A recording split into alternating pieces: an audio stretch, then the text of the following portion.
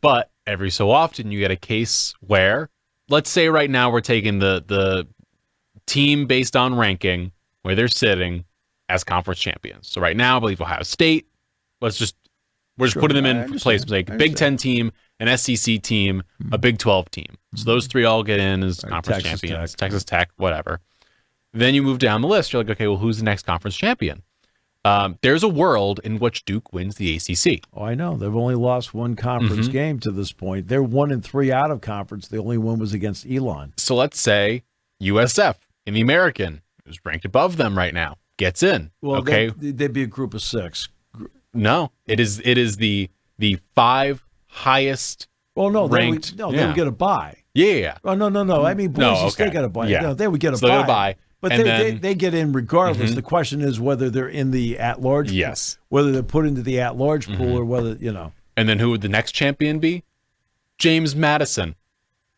So what could happen is the ACC could have no schools in the tournament. I think that would be funny.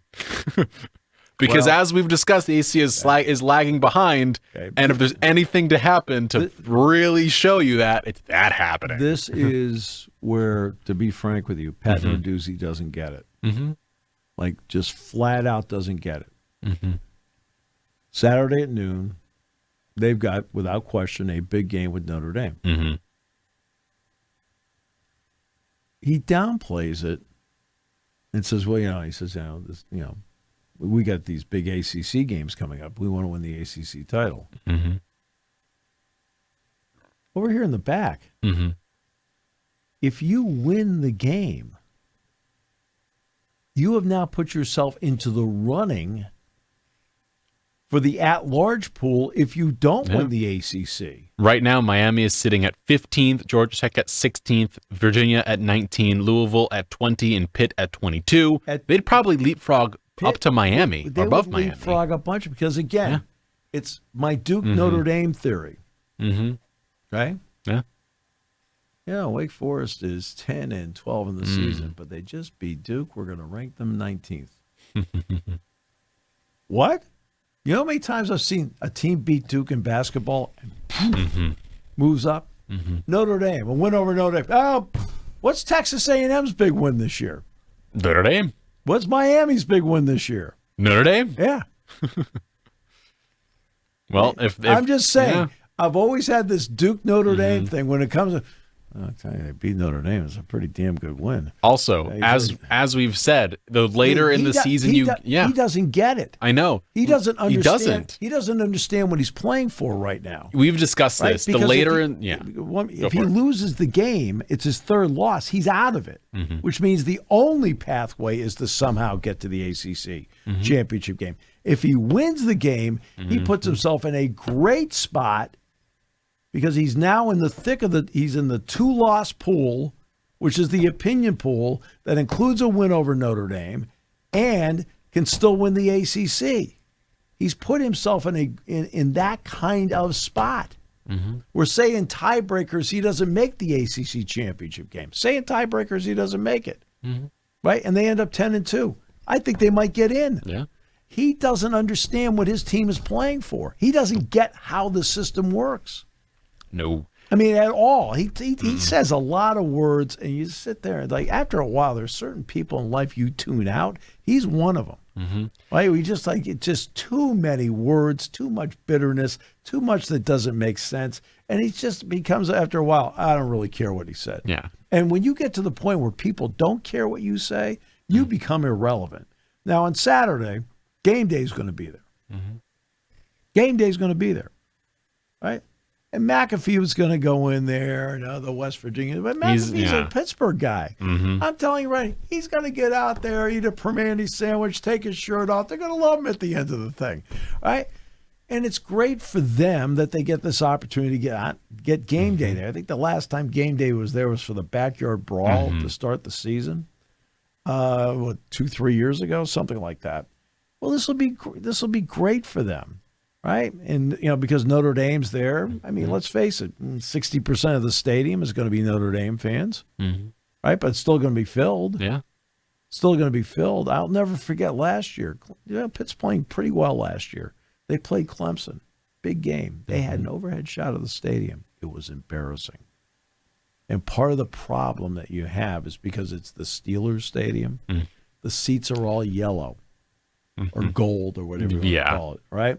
Which means when you do an overhead shot and the seat is empty, it sticks out. And I would say that if there were 35,000 people at that game, just based on the overhead shot, maybe 40,000, and it was Clemson. It was Clemson. And for Pitt, it was a big game, and Clemson won the game at the end. It was a great game. Klubnik made a couple of really big plays for him at the end. I mean, they had him. But they're not a draw in the city. They don't have a big fan base. They got a very vocal, bitter fan base. They got a lot of bitter fans. Oh, boy. Right? I mean, no, because, here's the problem. Yeah. I mean, with all due respect, their record is better than Penn State's. We know it is this year. But year in and year out, in this state, they're little brother. And they hate being a little brother. Right? That's why, he talks a lot.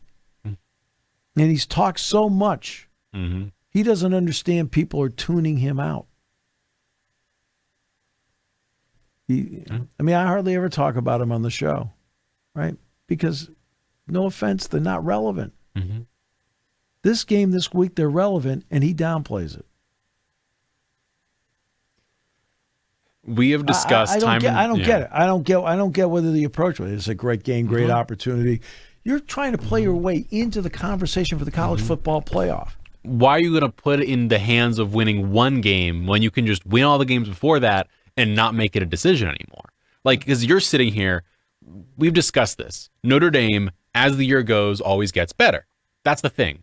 People have started to write off the first two losses they had and said, but they were to great teams, so it's okay, whatever. But if Notre Dame loses this game, is Miami a great team? Miami's an okay team. They're good. They're a good team. A&M, really good team. People have written it off like they're excellent. Well, Notre Dame lost these games and it's okay. They're a really good opponent, so we'll let it slide. You beat this Notre Dame team now, all of a sudden there's an even higher bar to them. You beat them, as we said, you leapfrog, let's say to 14. You're sitting here, a lot of these schools still have to play one another from here on out. You probably jump up to 12, 11, 10, regardless. And it also may put you in a spot because of where you're ranked. That if you were to win your last two plus the ACC title game, it eliminates the scenario you were talking about. Yeah. And they have Notre Dame at Georgia Tech, home to Miami. You win all three of those games against three ranked teams. You're in the playoff, regardless of the ACC championship game. That's where you're at. Right. You leapfrog them, you then beat the two teams right behind you. There's no chance you don't get in at this point. At that point, you're in the thing regardless.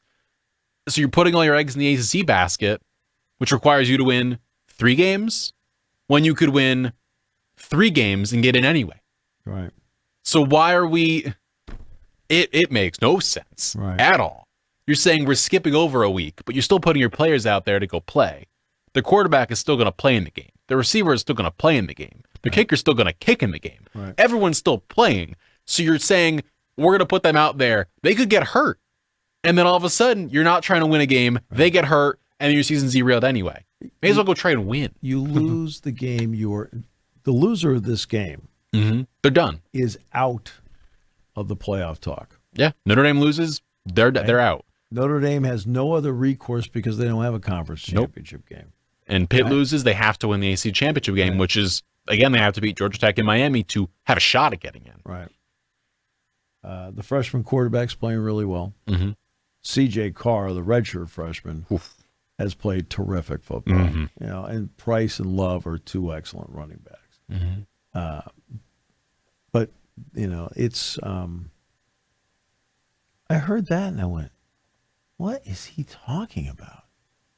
And again, I hardly ever pay. When I'm down in Pittsburgh, I have so many people that come up to me and tell me things he said. And I've said to them, when I spoke to the Duquesne Club, and I got asked about it. I said, why are people obsessed with this guy? Well, he's talking. I said, who cares? I said, nobody has to listen to him. Who cares? Do I think Pat is a really good defensive coach? I think he's an excellent defensive coach. I do. Do I think he's the right guy to be at Pitt? I do. right? That's not an easy job. Mm-hmm. He's won an ACC title there, right? Hasn't had even a sniff of the college football playoff. But for what Pitt is trying to do down there, he's done a good job. Mm-hmm. The problem is when he talks. I mean, EJ Borghetti's no longer there. I would say to EJ, I said, is there any way for you to like pull him aside and say, Pat, like stop talking? Mm-hmm. Well, EJ's no longer there to tell him to stop talking. Yeah. Thanks for listening to Sports Talk with Steve Jones. Catch the latest from me on the 7 Mountain Sports YouTube page. Find clips of the show on Twitter, Instagram, and Facebook by searching up 7 Mountain Sports.